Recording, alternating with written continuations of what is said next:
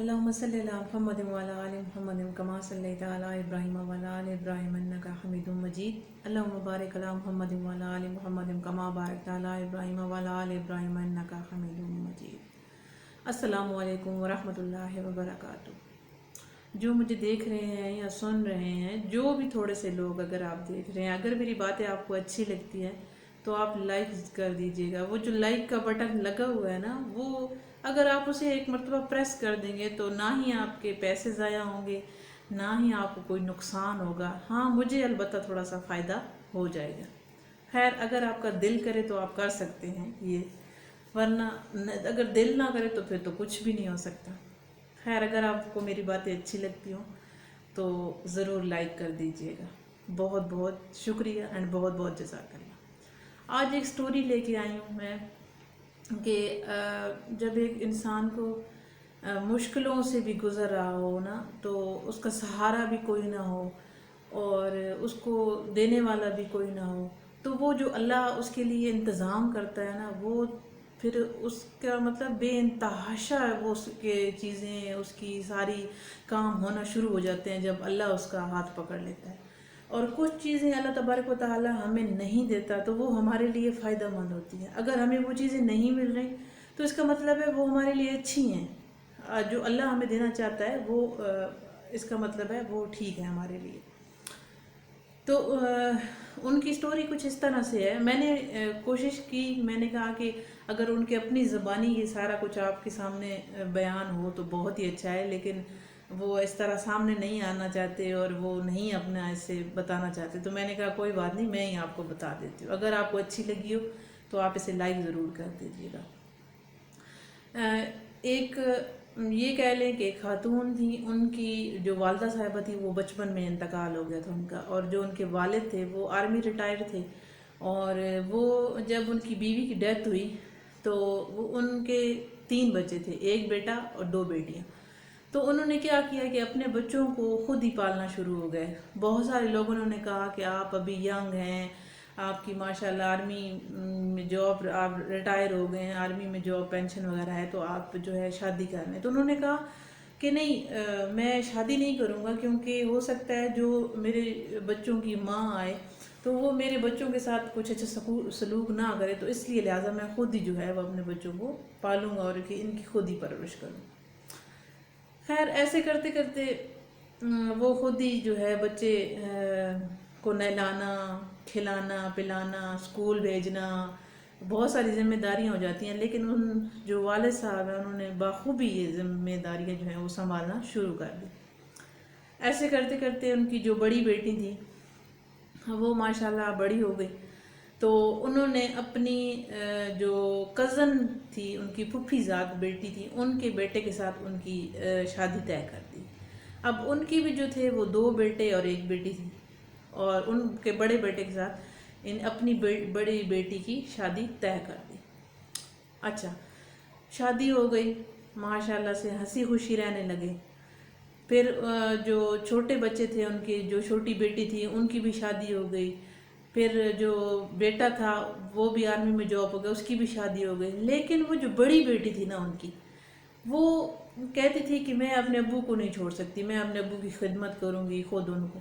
تو وہ نہ اپنے ابو کے پاس، زیادہ تر اپنے ابو کے پاس رہتی تھیں. مطلب ان کے جو شوہر تھے وہ بہت اچھے تھے ماشاءاللہ، تو وہ ان کو چھوڑ جاتے تھے، وہ اپنے ابو کے پاس رہتی تھیں، ان کی خدمت کرتی تھیں.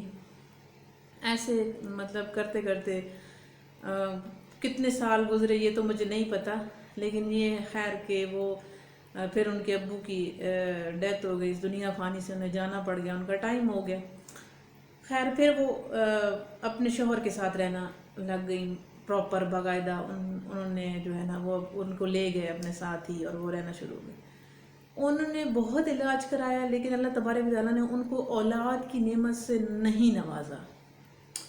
انہوں نے بہت کوشش کی. ظاہری بات ہے جو انسان اگر میاں بیوی ہیں تو وہ ان کی یہی کوشش ہوتی ہے کہ اللہ تبارک و تعالیٰ ہمیں اولاد سے نواز دے، لیکن اللہ تبارک و تعالیٰ نے ان کو اولاد نہیں دی.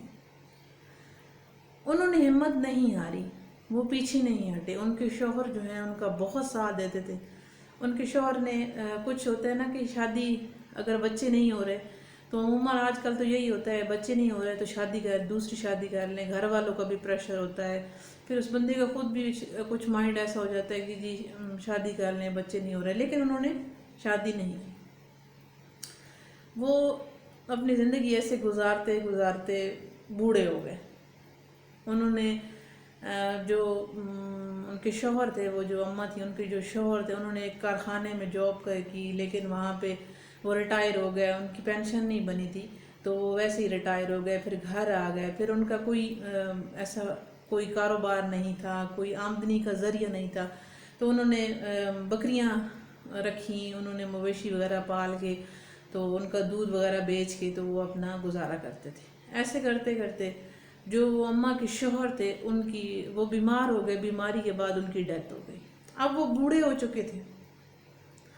ان کی جب ڈیتھ ہوئی تو یہ تھا کہ جب انسان اکیلا ہو جاتا ہے نا، جب انسان کے پاس کچھ نہیں ہوتا، انسان اکیلا ہے، تو اس کو برادری، بہن بھائی سارے چھوڑ دیتے ہیں، اس کا ساتھ دینے کے لیے کوئی بھی نہیں کھڑا ہوتا کہ ہم اس کا ساتھ دیں۔ لیکن کچھ لوگ ایسے ہوتے ہیں جو آپ کی برادری سے ہٹ کے باہر کے لوگ ہوتے ہیں، وہ آپ کو دیکھ رہے ہوتے ہیں کہ یہ کیسا انسان ہے، اس کی رہن سہن کیسا ہے، اس کا اخلاق کیسا ہے، تو وہ آپ کو سپورٹ کر رہے ہوتے ہیں۔ اور اسی اماں کے ساتھ یہ ہوا، جب ان کے شوہر کی ڈیتھ ہوئی تو اپنوں نے تو ساتھ خیر چھوڑ ہی دیا، کوئی مطلب ٹوٹے پھوٹے رشتے جو ہیں وہ بس نام کے رشتے تھے جو ساتھ چلتے تھے، لیکن یہ ہے کہ جو باہر کے لوگ تھے انہوں نے بہت اماں کو سپورٹ کیا۔ خیر اماں کا اسی طرح سے جو ہے نا وہ اکیلے پڑ گئیں، شوہر بھی ان کا چلا گیا، تو اماں کو نا پھر ایک ہی چیز کی خواہش ہوتی تھی۔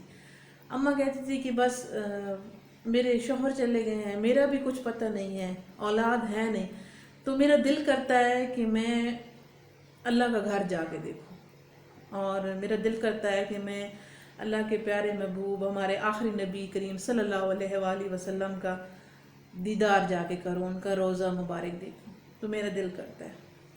خیر اماں کے پاس کوئی ایسی وسائل نہیں تھے یا کوئی اتنے پیسے نہیں تھے کہ وہ خرچ کر کے لگا کے وہ جا سکتی۔ لوگوں نے ان کو سپورٹ کرنا شروع کر دیا، جیسے کہ صدقات وغیرہ دیتے تھے، اس کے بعد یہ جو بھی ہوتا ہے نا، جیسے رمضان شریف آتا ہے تو لوگ پیسے دیتے ہیں، اسی طرح اماں کو دیتے ہیں۔ اماں وہ تھوڑے تھوڑے پیسے اکٹھے کرتی گئیں، جوڑتی گئیں، جوڑتے جوڑتے اماں اتنے پیسے اماں نے جوڑ لیے کہ وہ حج کیا تو نہیں کر سکتی تھی، کیونکہ حج کے تو بہت زیادہ پیسے لگتے ہیں، تو اماں کے پاس اتنے پیسے جمع ہو گئے کہ اماں عمرہ کر سکتی تھیں۔ تو اماں نے پھر ایسے وہ ایک اسکول ماسٹر تھے، ان سے بات کی کہ میرے پاس اتنے پیسے ہیں، اگر آپ مجھے بتائیں کہ میں نے کیا کرنا ہے تو میں اللہ کے گھر جانا چاہتی ہوں۔ پھر وہ جو اسکول ماسٹر ہیں وہ اس اماں کو لے کے گئے، ان کا پاسپورٹ وغیرہ بنوایا، اور جو بھی ساری چیزیں تھیں انہوں نے پھر اللہ تبارک تعالیٰ ان کو جو ہے وہ اس چیز کا اجر عطا کرے، پھر انہوں نے اماں کو جو ہے وہ ساری چیزیں کلیئر کر کے دیں۔ پھر اماں کو جب جانے کا ہوا تو پھر ایک مسئلہ آ گیا کہ اگر آپ کے ساتھ کوئی محرم رشتہ نہیں ہے تو آپ نہیں جا سکتی۔ چنانچہ محرم رشتے جو تھے وہ آپ کو پتہ ہے کہ آج کل کے دور میں جو رشتے ہیں وہ کیسے ہوتے جا رہے ہیں اور ہو گئے ہیں۔ خیر ایسے کرتے کرتے امی کے جو ماموں تھے، ایک بوڑھے تھے لیکن وہ ماموں تھے، تو انہوں نے پھر امی نے ان کی منت کی کہ آپ میرے ساتھ چلیں، کیونکہ آپ میرے محرم ہیں، آپ میرے ماموں ہیں، تو میں آپ کے ساتھ جا سکتی ہوں، تو آپ میرے ساتھ چلیں۔ تو اللہ تبارک تعالیٰ ان کو خوش رکھے، پھر انہوں نے حامی بھر لی کہ ٹھیک ہے میں چلتا ہوں، جاتا ہوں۔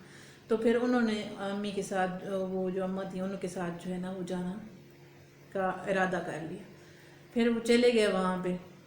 وہ کیا تھا کہ جب اماں وہ بوڑھے ہو چکے تھے نا تو ان کے گھٹنوں میں درد تھا، تو وہ چل نہیں پاتے تھے۔ وہ یہاں بھی جب چلتے تھے نا تو وہ ایک لاٹھی کی مدد سے اور ایسے، تو ان کو لوگوں نے کہا آپ جا تو رہی ہیں لیکن آپ طواف کیسے کریں گی، آپ وہاں جائیں گی کیسے، آپ تو چل نہیں سکتی ہیں۔ خیر اماں نے ہمت نہیں آ رہی، اماں نے کہا بس میں نے جانا ہے تو جانا ہے، چلے گئے۔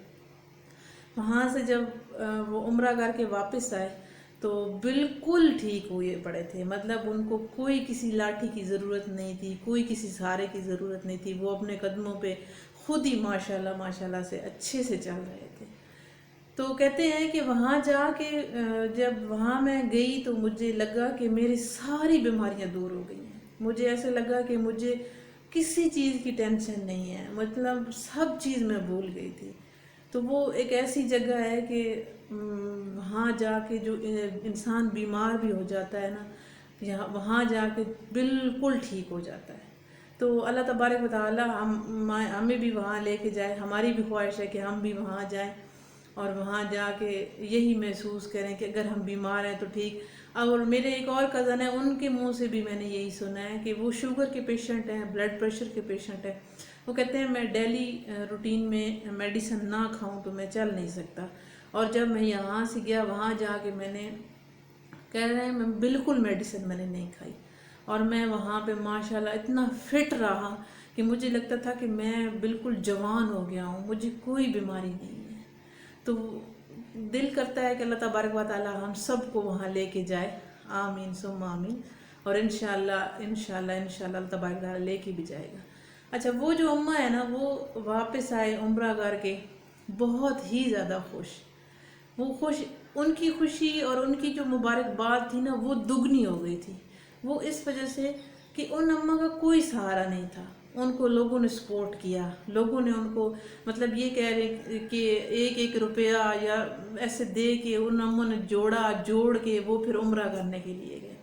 لوگ ویسے تو اپنی آمدنی سے، ان کی آمدنی ایسی آ رہی ہوتی ہیں جو وہ خرچ کر کے جاتے ہیں، وہاں پہ عمرہ کرتے ہیں، حج کرتے ہیں، واپس آتے ہیں، لیکن ایک ایسا انسان جس کے پاس خود کچھ نہیں ہے، وہ اس کو اگر دوسرے کھانے کے لیے دے رہے ہیں تو وہ ایک ٹائم کا کھا رہا ہے اور ایک ٹائم کا کھانا بچا کے تو وہ جوڑ رہا ہے، اور صرف اس وجہ سے جوڑ رہا ہے کہ میں اللہ کے گھر جاؤں، میں اللہ کے محبوب کے گھر جاؤں۔ تو یہ کتنی خوشی کی بات ہے، کتنی خوش نصیبی کی بات ہے۔ اور ان اماں کی جو ہے وہ اللہ تبارک و تعالیٰ سے دعا ہے، آپ بھی دعا کیجیے گا اللہ تبارک و تعالیٰ ان کو صحت تو کاملہ عطا فرمائے، اور اللہ تبارک و تعالیٰ ان کو کسی کا محتاج نہ کرے، کیونکہ ان کا کوئی آسرا نہیں ہے۔